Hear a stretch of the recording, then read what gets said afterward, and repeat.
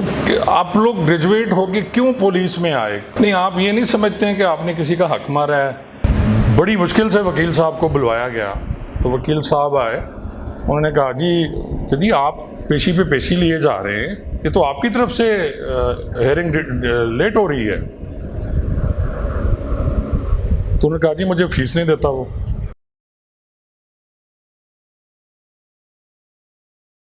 अच्छा, माशाल्लाह सारे बच्चे जो हैं वो ग्रेजुएट हैं जी, और एमए भी कुछ हैं, एफए मेरे ख्याल कोई नहीं है, शायद एफए हैं कोई आप में? सारे ग्रेजुएट हैं। और आपको पता है कि असिस्टेंट सब इंस्पेक्टर पुलिस के लिए एफए तालीम होती है, और सब इंस्पेक्टर के लिए ग्रेजुएशन है, जो डायरेक्ट सब इंस्पेक्टर आ रहे हैं उनके लिए।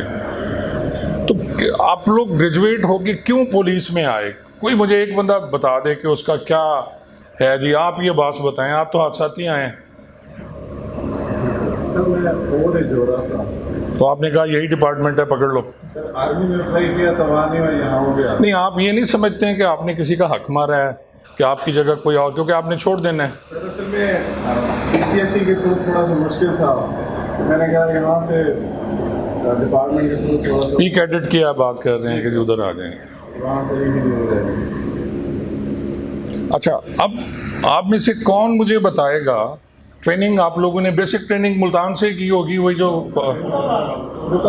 फारूकाबाद से की है ट्रेनिंग। तो आप लोगों ने ट्रेनिंग में क्या सीखा जी, जरा मुझे बताएं। कोई एक बंदा जो स्पोकन है, कहता है, समझता है जी मैं बड़ा अच्छा ब्रीफ कर सकता हूँ, कोई बता। हम लोगों में बेटा एक प्रॉब्लम ये है कि पुलिस की ट्रेनिंग आपके हौसले पस्त कर देती है, आपको इतना डरा दिया जाता है। मैंने एक कॉलम लिखा था जिसपे एक एसएसपी साहब हैं, राना मासूम साहब, उन्होंने बड़ी लेदे की थी, खैर वो मैंने उन्हें पूरा जवाब दिया था। तो मैंने अपनी ट्रेनिंग का लिखा कि जी जब हम लोग गुजरते थे तो वो हमें दरख्तों को सलूट कराते थे, और ये कहते थे ये कमांडेंट का घर है, अगर आपने जाना नहीं है, ये फलां जगह है, आउट ऑफ बाउंड है। उस वक्त तो हमारा जो इंस्ट्रक्टर होता था वो ये कहता था कि आउट ऑफ बाउंड है। तो वो डर, खौफ, आप हैरान होंगे कि मैं 3 साल से प्रैक्टिस कर रहा हूँ, अब भी मैं जब हाई कोर्ट में पेश होता हूँ तो मेरा दिल धक धक कर रहा होता है। ये उस डर और खौफ का नतीजा है जो आप लोगों में भर दिया गया। कोई बंदा बोलने को तैयार नहीं होगा, बड़े अच्छे बच्चे हैं, पढ़े लिखे हैं आप सब, आप में से कोई बोलने को तैयार नहीं होता।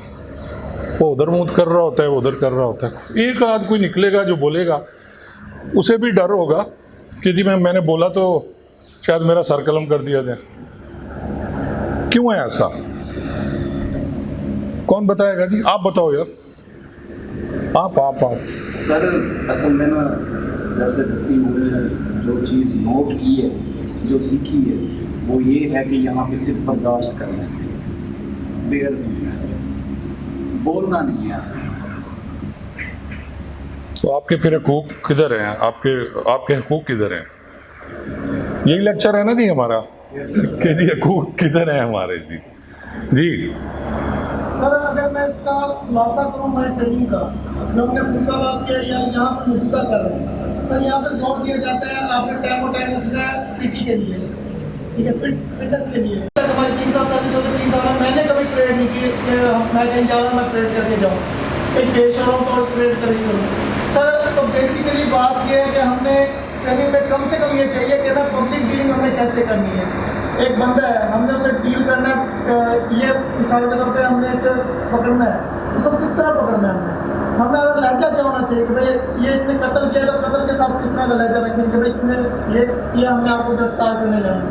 हमें कुछ नहीं सिखाया जाता ट्रेनिंग में, बस ये है कि चल तो चला। अब ये ट्रेनिंग की बात करूँ सर, अगर मैं किसी इंस्ट्रक्टर के सामने बोलूँ सर आपने ये गलत किया है, ये करना चाहिए आपको, वो कहते हैं मामला लगा फिर सर वो पॉइंट आउट हो जाता है बंदा।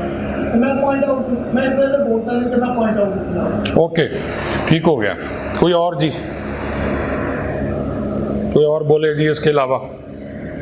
अच्छी बात की है इन्होंने जी, बोले। सर बाकी की बातें जो भी है मैंने बातें सही की हैं, लेकिन टाइम की पाबंदी लाजमी सिखाई जाती है। टाइम सबसे पहले है, जो भी है जहाँ भी इंसान के जाना है इवेंट है, मान लिया आपको टाइम पे, लेकिन उसके बाद जब आप ड्यूटी पे तो हमेशा आप गैर हाजिर होते हैं, आप 5 मिनट लेट, 10 मिनट लेट जुर्माने खा रहे होते हैं। 5000 जुर्माना एक जो हैं वो आपके अफसरान आपको लगाते हैं 5-5 हज़ार, मुझे काफ़ी इतलात आती हैं जी। जब फॉर एग्जाम्पल स्पेशल ड्यूटी के लिए बुलाया जाता है, फॉर एग्जाम्पल वज़ीर आज़म साहब आ रहे हैं, वज़ीर आज़म आ रहे हैं, एनीथिंग कोई पर्सन भी आ रहा है, तो उन्होंने जो उनकी आमद है 1 बजे, हमें स्टैंड बाय कर दिया था सुबह 6 बजे रिपोर्टिंग टाइम भी था, तो हम क्या करें? ओके, ये नहीं बात, ये आप अलहदा बहस अलहदा चल पड़ी है ना। आपको सिखाया क्या जा रहा है? बात ये है कि आप लोगों ने, उसने कहा जी परेड सीखी, हमने पीटी सीखी, इसके अलावा आपको किसी उस्ताद ने सिखाया कि आप पब्लिक सर्वेंट हैं और जब आप किसी से बात करेंगे सर कर कर करेंगे, उसको ए करके तो नहीं करेंगे। तो आप लोगों का तो लेजा तो ओए होता है, तेरी तो तेरी, यही होता है ना। और आप वो कॉप्स बने होते हैं, मैं देखता हूँ डॉल्फिन वाले बड़े खूबसूरत लगते हैं मुझे। और जब मैं ट्रैफिक सार्जेंट हुआ था 85-86 में, तो मेरे पास 750 मोटरसाइकिल था जी, और एक ट्रैफिक सार्जेंट था मैं पूरे ज़िले का, और 750 होंडा 4 सलेंसर मोटरसाइकिल था मेरे पास। वो तस्वीर भी है, मैंने कहीं अपने ब्लॉग में लगाई है। मुझे कोई शोहरत का शौक़ नहीं था, मैं बड़ी अच्छी अपनी इनिंग खेल चुका था माशाल्लाह। और अब इसलिए कर रहा हूँ कि मैं कांस्टेबल्स के केस फ्री करता हूँ जो डिसमिस होके आते हैं बेचारे, और उनको फिर राइट्स की बात आ जाती है कि पता नहीं है कि अपील कब करनी है जी। चलें मुख्तसरन, अब सज़ा आपको मिल गई, अपील करनी नहीं है, डिसमिस हो गए, फिर रहे हैं आराम से। 30 दिन के अंदर अंदर आप लोगों ने अपील करनी होती है अपनी पनिशमेंट की, और अगर वहाँ से रिजेक्ट होती है तो फ़ौरन एक सर्विस ट्रिब्यूनल भी है जहाँ आप बात तशरीफ़ ले आएँ और अपनी अपील, क्योंकि आप लोगों ने तरक्की करनी है, सारे ग्रेजुएट हैं, तो अल्लाह खैर करेगा। अगर कुछ सिस्टम बेहतर हो गया प्रमोशन का तो आप लोगों ने क्लिक करना है, और सज़ाएँ अगर आपकी 8-8, 10-10 पड़ी होंगी तो वो फिर आपको प्रमोशन तो नहीं मिलेगी ना। तो उस पर भी आप ब्रीफ किया करें, यहाँ से जो सुन के जाएँ अपने दोस्तों को बताया करें कि अगर आपको इस तरह का कुछ होता है, पनिशमेंट होती है, तो उसकी अपील लाजमी है, चाहे जो भी है, माइनर है। इसमें भी मैंने प्रोग्राम किए हुए कि मेजर पनिशमेंट्स कौन सी हैं और माइनर कौन सी हैं जी। ठीक हो गया। अब हम अपने टॉपिक पे आ जाते हैं। कोई मुझे बताएगा, जब आप किसी को रोकते हैं वायलेशन पे, मूविंग वायलेशन, वैसे तो मोस्टली मुझे बच्चे स्कूल कॉलेज के बाहर ही नज़र आते हैं लाहौर में। मैंने बड़ा गौर किया है कि गर्ल्स कॉलेज, गर्ल्स स्कूल्स के बाहर डॉल्फिन वाले बड़े चक्कर लगाते हैं। यंग लोग हैं, आप लाजमी लगाया करें, लेकिन क्या, और या फिर टारगेट पे होते हैं कि किसको पकड़ें, कौन सा जोड़ा गाड़ी में बैठा हुआ है, और लपक झपक के उसके पकड़ें और उनसे पैसे लें। अच्छी बात है ये, तो फिर क्यों किया जाता है? मैं आपकी बात नहीं कर रहा, सबकी बात कर रहा हूँ। डॉल्फिन पुलिस का मकसद क्या था, क्यों बनाई गई? शहबाज शरीफ साहब ने बनाई, तुर्की से मुतासिर हुए, पाक तुर्क दोस्ती से मुतासिर होकर उन्होंने बनाई थी, और बड़ा अच्छा है क्योंकि मुझे इसलिए एक्सपीरियंस मैं आपको शेयर कर रहा हूँ।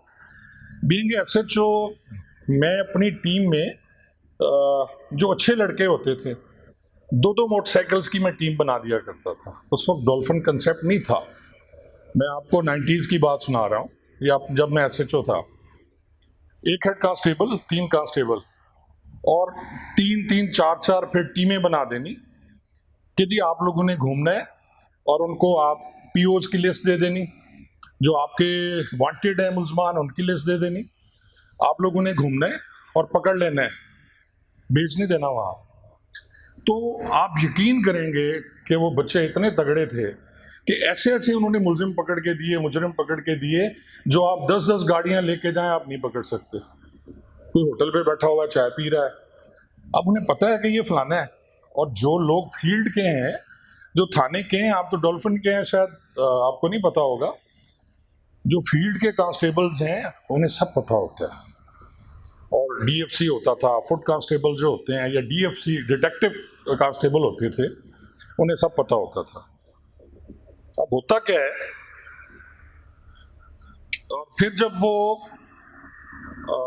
हर संडे के संडे में 1 डिश पार्टी कर दिया करता था कांस्टेबल्स के लिए अपनी जेब से, तो मैंने नहीं देना होता था, जिम्मेदार देते हैं। SHO अपनी जेब से कुछ नहीं करता, तो एक वन डिश पार्टी पे तमाम जो जवान थे उन्होंने इकट्ठे होना और सब ने बताना कि सर मैंने 2 इश्तिहारी पकड़े हैं, मैंने 3 पकड़े हैं, सर मैंने एक कैटेगरी पकड़ी है। फिर उसी हिसाब से उनको इनाम दे देना, 5,000 है, 2,000 है, 5,000 एक कैटेगरी का। तो आप क्या समझते हैं उससे वर्किंग बेहतर नहीं होती? अगर मैं उस बच्चे को इनाम के तौर पे 5,000 दे रहा हूँ और बाहर से वो 10,000 भी लेके उसे छोड़ देगा, वो ऐसी बेगैरती नहीं करेगा। उसे ये पता होगा कि उस मीटिंग में मैंने फख्र से सर उठा के अपना इनाम लेना है। तो बात वही आ जाती है ट्रेनिंग की कि अगर आप लोगों की ट्रेनिंग ऐसी कर दी जाए कि आपको बताया जाए कि आपने लोगों की इज्जत करनी है, आपने पैसा नहीं लेना उनसे और पकड़ के थाने पे ले आना है, लॉयल्टी आपकी अपने महकमे से होनी चाहिए। पोस्टिंग नौशहरा जदीद रही है, मैं जलालपुर को बड़ा जानता हूँ। शफी मातम फलाना गैंग मैंने सारे रगड़े हुए हैं उधर। मैं नौशहरा जदीद SHO रहा हूँ और 2 दफ़ा रहा हूँ। जलालपुर के सारे कच्चे के लोगों को जानता हूँ, पक्के के लोगों को भी जानता हूँ। तो आप अपने एरिया की बात कर रहे हैं, वहाँ बहुत ज़्यादा चोरों को प्रोटेक्ट किया जाता है। हर इलाके में ऐसा नहीं है। आप रहीम यार खां अगर चले जाएं तो रहीम यार खां में बिल्कुल डिफरेंट पॉलिसी है। वो लोग इज्जत मांगते हैं, क्या आप गए थाने पे, आपने उन्हें कुर्सी दे दी, काफ़ी है। तो फिर SHO ने खुद नहीं कहना होता, मुहर्रिर को कहना होता है। ये पूरा सिस्टम है, आप इससे मुकर नहीं सकते यार। आप कैसे मुकर सकते हैं? आपका जो रीडर है आपकी ड्यूटी के पैसे नहीं लेता, फिर वो कहाँ से देते हैं आप? बात ये है कि अगर मैं अपनी जेब से मैं खिलाना शुरू कर देता तो मैं कितनों को खिला लेता। ये माइनर बातें हैं, लेकिन जहां आप कंप्रोमाइज करते हो अपनी लॉयल्टी का, अपनी इंटेग्रिटी का, वो गलत है। ताल्लुक रखना तो कोई बुरी बात नहीं है। जब मुश्किल वक्त होता है, क्या वही लोग आपको नहीं बचा रहे होते? उन्हीं के दर पे जाते हैं ना। पब्लिक के जो फिगर्स हैं जी, जो फलां को हमने कुट दिया है, फलां ये हो गया और मेहरबानी करें माफ़ी दें। यार ये ऐसी बात नहीं है वैसे। ओके, तो उसमें ये होता था कि आपका क्वेश्चन एक लिहाज से सही है, नहीं करना चाहिए, बट फिर क्या उसका होना चाहिए वो भी मैं आपसे जवाब ले लूँगा बाद में। बात ये है कि आपने उनको इकट्ठा किया, आपने फैमिली की तरह रखा। जो SHO होता है वो थाने का बाप होता है और मुहर्रिर को कहा जाता है वो माँ है। यही होता है ना। अगर आप लोगों ने सुना है पुलिस में आया तो बाप को ख्याल तो रखना चाहिए। फिर बाप को ये भी पता करना चाहिए कि मुहर्रिर माँ जो है किस किस को सौतेली माँ बनी हुई है, किसकी ड्यूटी गलत लगा रही है, किसको ज़्यादा रगड़ा हुआ है उसने। तो ये सारी बातें उसी में शामिल हैं। फिर ये होता था कि अगर एक टीम ने, एक हेल्दी कंपटीशन होता है यार, कि एक टीम ने ज़्यादा इश्तिहारी पकड़े, एक ने कम पकड़े, वो मेहनत करेगा तो उससे फ़ायदा किसका होगा? आपके थाने का होगा। SHO अगर अपना सर मीटिंग में ऊंचा करके बैठेगा तो उसका DSP भी ऊंचा करके बैठेगा, DPO अपनी RPO की मीटिंग में ऐसे बैठेगा। तो क्या इस हेल्दी कंपटीशन में क्या कौन सी बुरी बात हो गई है अगर आपने बच्चों को खाना खिला दिया?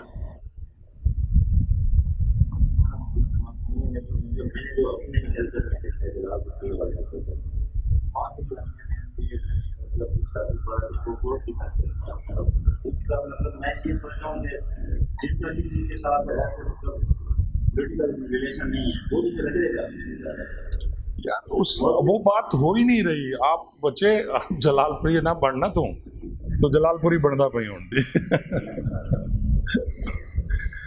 ये वो बड़ी चीजें होती हैं जिससे आप इग्नोर करते हो। क्या चले हम इस पे आ जाते हैं, खुली बहस है ना, ओपन बहस है। क्या जनरल ज़िया-उल-हक को नहीं पता था कि थाने पे पैसे चलते हैं? उसके बाद सबसे तगड़ा मार्शल था ना जनरल ज़िया का। क्या नवाज शरीफ साहब को नहीं पता था पैसे चलते हैं? क्या भुट्टो साहब को नहीं पता था थाने पे पैसे चलते हैं, फंड्स कहाँ जाते हैं थानों के? क्या उसके बाद परवेज़ मुशर्रफ का मार्शल लॉ नहीं पता था थाने कैसे चलते हैं? सबको पता है। अब हम बातें करना बहुत आसान है। मैं आज भी कहता हूँ कि कोई ना हुकूमत इस महकमे को ठीक करना चाहती है, ना ये अफसरान करना चाह रहे हैं। हुकूमत इसलिए नहीं करना चाह रही कि अगर SHO MPA के हाथ से निकल गया तो वोट कैसे लेगा। और अगर आपको पता है सब इंस्पेक्टर SHO क्यों लगाया जाता है? इसलिए कि DPO से सजा दे लेता है। इंस्पेक्टर को सजा देने के लिए उसे लिखना पड़ता है RPO को। और क्यों 18वें स्केल के DPO और DCO लगाए जाते हैं जबकि 19 स्केल का है? बड़ा क्लियर कट लिखा हुआ है कि कोई DPO और DCO 19 से नीचे नहीं लगेगा। 18वें स्केल को उन्हें ये रियलाइज़ किया जाता है कि आपकी औकात नहीं है, और यही SHO को रियलाइज़ किया जाता है, सब इंस्पेक्टर को, कि आपकी औकात नहीं है, आपको मेहरबानी आप पे की गई है, एहसान किया गया है, और अगर आपने हमारे काम ना किए तो फिर आप नहीं होंगे। जबकि 19 वाला ये कहेगा कि जी मुझे जहाँ मर्जी लगा दें, SSP 19 में है, DCO जो 19 में है, जहाँ मर्जी लगा दें उसको। तो यहाँ फिर कसूर किसका? सिस्टम का। तो हम सिस्टम को कैसे बदलेंगे? बातें करना बड़ा आसान है, मैं भी बड़े लेक्चर दे के यहाँ से चला जाता हूँ, लेकिन मैंने 37 साल इस महकमे में गुजारे, जलते कुड़ते बर्दाश्त किया। अब मेरा दिल किया मैं बोलूँ तो मैं बोल रहा हूँ। इसमें भी बड़े लोगों को है जी क्यों बोल रहा है, लो जी अपने वक्त में तो ये बड़ा जालिम था, सारी हरकतें फरमाता था, अब ये मौलाना सनाउल्लाह हो गया।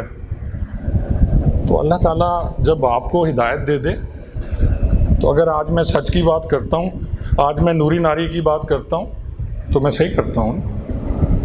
ये भी मेरी इस्लाह है, नूरी नारी, शायद आपने कहीं पढ़ी हो।